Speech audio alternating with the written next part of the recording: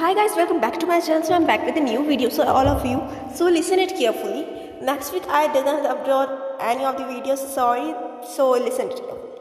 Mantrapala was the king of the Amarvati and Chandramati was his queen. They had very beautiful daughter named Hema. The king and the queen wished that Hema should become the wife of Jayabhadra, prince of the Maniprasth. Jaya was the seventh son and he had no right to his father's throne, but it was predicted that he would become a monarch. He belonged to the distinguished family and was a highly desirable young man. But the hopes of Hema parents were dashed to pieces while sending messages to the various countries in search of the bride for Jaya. His father ignored Amravati altogether. Well, said the Matrapala, evidently we are not good enough for them. He instituted a search for the likely young man to marry his daughter. He found only two. One was the prince of the Kalinga named Gunavarma and the other the prince of Lalath named Dhanavarma. While the former was virtually bankrupt, the latter was almost illiterate and the king had to choose between them. Even with so little choice of Hema, parents managed to disagree with each other. The king preferred to educated Gunavarma while the queen fashioned the money Dhanavarma. The king, being the final arbiter, he fixed up the Hema marriage with the Gunavarma and started preparations for it. The queen, who was equally determined to marry her daughter to a man of her choice, sent word to Lalath, instructing Dhanavarma to come for the marriage secretly and silently. Thus, while Gunavarma arrived with a lot of the fanfare and laudage in the royal guest house, his rival Dhanavarma arrived silently with a small train and put up in the common culture. Hema was resplendently decorated in her bridal costume. The auspicious moment has at hand. The queen approached Hema and told her, "My darling, if you want to be happily married, do as I tell you.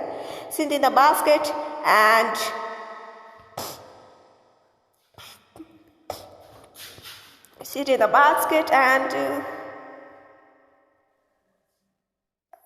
I shall send you to the right bridegroom. If you not, will try it up with the paper, Gunavarma." While that her mother knew best, Hema agreed to be carried of secret in the basket in which she sat was the comfort with the cloths, and the palace maid took the basket on her head, and Hema could not only breathe freely through the chinks in the basket, but she also could see everything. The maid was well known to the guards of the palace, and no one was obstructed her. Only when she was almost arrived at her destination did trouble occur. On the account of the carelessness of new occupants of the chawl, tried to house in the neighborhood, caught fire, and the entire palace was pandemonium, and the road was literally with the things removed from the burning houses. People were roaring and shouting. The place maid tried to best make her the way through her various articles and furniture lying pell-mell on the road. But someone held her up, calling her thief, made her up down to basket, reciting it dangerous, and the maid sneaked away, leaving Hema in the basket among the things on the road. Presently, a number of well-dressed men came along riding on a horse. They calmly lowered their horse, which whatever caught their eyes. One of them took the basket in the Hema has hidden. They departed like a lord. They were real robbers, but no one thought of holding them up. These robbers rode till dawn and arrived in the thickest part of the jungle. They got down in the loot from the backs of the horses and began to divide. The robber who took the basket thought that it would contain either flowers or fruit. He did not care to take it down from the horse. Having nobody to mind him, the horse carrying Hema wandered away in search of. At one place, the basket tilted and fell down. By the time Hema came out of the basket, there was nothing but wilderness all about her. The robbers were left far behind. Even the horses had disappeared, tormented by the hunger and the thirst, not knowing whither she went. Hema began to walk endlessly along the jungle footpaths. Suddenly, a fire striker came, went from a behind bush and stopped. Hema got frightened strike, and the cold closed her eyes. When she opened them, she saw a face more frightening than that of the tiger. It was the face of tribesman who had saved Hema from the tiger just at the nick of the moment. Though his face was ugly, he had heart of gold. "Lady," said the tribesman, "this is no place for you. Soon it will be dark. Tiger will come prowling. Spend this night under my roof, and I shall get you out for the forest tomorrow morning." In this anxiety for human safety, the poor fool forgot that the tiger he had killed the moment his wife set eyes upon Hema. She was enraged and asked, "Where did you find this bride?" The unhappy husband told her truthfully what all happened, but this wife was not convinced. Why didn't he bring some home? The tiger, after killing him, she fell upon her husband in a great rage, tore his hair, scratched his face, kicked him, and went crying to her own people. Her people come to settle the dispute and finally gave their verdict. Since you have not brought this woman for your own pleasure, since she is cause of the dispute between you both, let us take her away and throw her into a deep well. The craftsman was sorry for the decision, but if he objected to it, his wife people were sure to kill him for trying to get another wife. The Mediterraneans carried Haima to a deep and dilapidated well in the thick of the forest and threw her in it.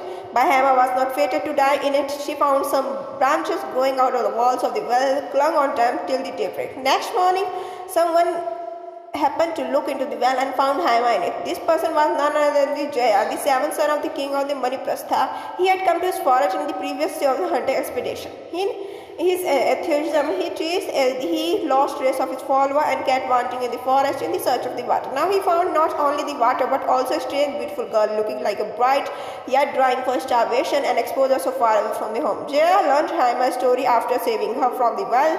He set her on his horse and started in the search of the village. They managed to reach one by the night. Nightfall, they went to the coltree where cooked and themselves some food and laying down to sleep. The same day, some Brahmana travels from Amaravati arrived at the village. That night, they lay down on the pile of the coltree to sleep. From there, talk. Haima learned of the happening in the Amaravati. The king had come to know that the queen had tried to marry off Haima secretly. A search was made of Haina, and when she was not found, both the bridegroom accused Haima parents for having played a practical joke, threw them in a gaol, and took charge of the state. Haima began to weep for her unhappy parents. Do not worry about your parents, Jaya considered her. I shall somehow bring the Gunavarma and Dhanavarma and liberate your father and the mother. Only tell me which one of them you would like for a husband. I don't want any of them, those rascals. Haima replied so vehemently. Then the Jaya did not pursue the subject further. Next day they started for the Amravati, breaking their journey in the evenings at the village. For expenses, Haima called her ornaments and after another, taking advantage of the need of the sellers, buyers offered very low prices, but they paid very dearly for it quite soon. For the king man who was still searching for the princess, Haima came to this village, identified her ornaments and arrested the merchants who had brought them and marched them off to Amravati. On reaching Amravati, Jaya discussed Haima and lodged her in the safe place. Then he went to the court and made the acquaintance of the Gunavarma and Dhanavarma. He soon got into the confidence. It looked to me, Jaya once said to Dhanavarma, that you are still looking for a princess, Haima. If only I had 1,000 rupees, I could show you where she is. Take 2,000 if you want, but where is she? Dhanavarma asked anxiously. Don't you know the Gunavarma is hiding her from you? Jaya asked her. Can you prove it? Dhanavarma said. This is very night, said Jaya. He made a similar offer to Gunavarma after convincing him that Dhanavarma had Haima in the possession. Then he went to the city and hired for himself a mansion into which he shifted Haina. He let her remove her disguise and instructed her to light up the entire house and keep awake for him late in the night. Then he sent word to Dhanavarma to come to the such a palace at 10 o'clock at the night, to the Gunavarma to come and haul later. At the appointment hall, Dhanavarma arrived and met the Jaya. Where is Gunavarma? He asked. You shall see him when he comes. Jaya said. First have a look at the princess. Jaya then looked him into a window and showed him Haima inside. From the portrait he was carrying, Dhanavarma could indefinitely identify Then Jaya took him to the other side of the mansion. They entered through a side door. They came to the passage with 2 rooms on the side of it. Wait in the first room, you will able to see Gunavarma. As he goes in, Jaya said. Dhanavarma entered the first room and waited. Soon Gunavarma also, as Jaya showed Haima to him and then told him to wait in the second for the room, though the passage was dead. Dhanavarma could see him as he wanted to pass the first room. Jaya met Dhanavarma and asked him whether he was satisfied. Then he asked him to leave the house for the other end of the passage. When the Dhanavarma passed the second room, the Gunavarma saw him, was convinced the Dhanavarma had playing a dirty trick on him or son. Both Gunavarma and Dhanavarma were now deadly enemies, searching for vengeance. When they came to the court next day, they embraced each other as usual, but stabbed each other in the back and died on the spot. Jaya at once ordered the release of the king and the queen as well as the merchants who were imprisoned for stopped being in the possession of Haima ornaments. The original wish of the king and the queen was fulfilled, and Haima, who was in love with her rescuer, became Jaya's wife after all. So this is the story of the third bridegroom. The two bridegrooms are the Dhanavarma and the Hemavarma, and the other is the Jaya. Jaya married to the Haima because Jaya saved the Haima, and the other two doesn't the choice of the Haima, so they are killed by their tricks. So this is the story. If you like, share, subscribe. Thank you for watching.